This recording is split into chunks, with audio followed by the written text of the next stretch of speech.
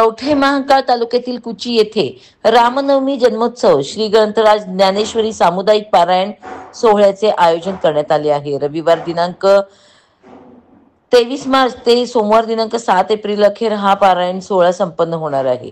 या पारायण सोहळ्यामध्ये काकड आरती, ज्ञानेश्वरी वाचन, हरिपाठ, प्रवचन, कीर्तन असे धार्मिक कार्यक्रम होणार आहेत। श्री ग्रंथराज ज्ञानेश्वरी पारायण सोहळ्याचे हे 57वे वर्ष आहे। पारायण सोहळ्यामध्ये रविवार दिनांक 30 मार्च रोजी ह.भ.प. आदिनाथ महाराज पवार, दिनांक 31 मार्च रोजी ह.भ.प. किसन महाराज काशीद, दिनांक 1 एप्रिल रोजी मंगेश महाराज उपासे, दिनांक 2 एप्रिल रोजी ह.भ.प. अशोक महाराज जाधव, दिनांक 3 एप्रिल रोजी ह.भ.प. बाळकृष्ण पाटील महाराज, दिनांक 4 एप्रिल रोजी ह.भ.प.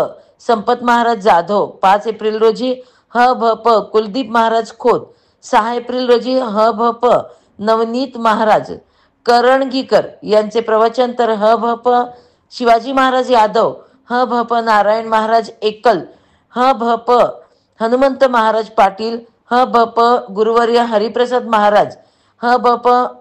प्रथमेश महाराज गुजर, ह.भ.प. पुरुषोत्तम महाराज कुलकर्णी, ह.भ.प. देवीदास महाराज ढवळीकर, ह.भ.प. नवनीत महाराज यांचे श्रीराम जन्माचे कीर्तन व काल्याचे कीर्तन, ह.भ.प.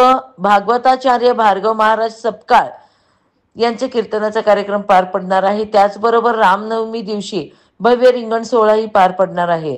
त्यानंतर महाप्रसादाने या पारायण सोहळ्याची सांगता होणार आहे। या धार्मिक कार्यक्रमासाठी शहरातील सर्व आणि परिसरातील भक्त भाविक, ग्रामस्थ व ज्ञानेश्वरी वाचक यांनी याचा लाभ घ्यावा असे आवाहन श्रीराम जन्मोत्सव मंडळातर्फे करण्यात आले आहे। कवठे महांकाळ न्यूज वार्ता न्यूज साठी मुख्य संपादक जगन्नाथ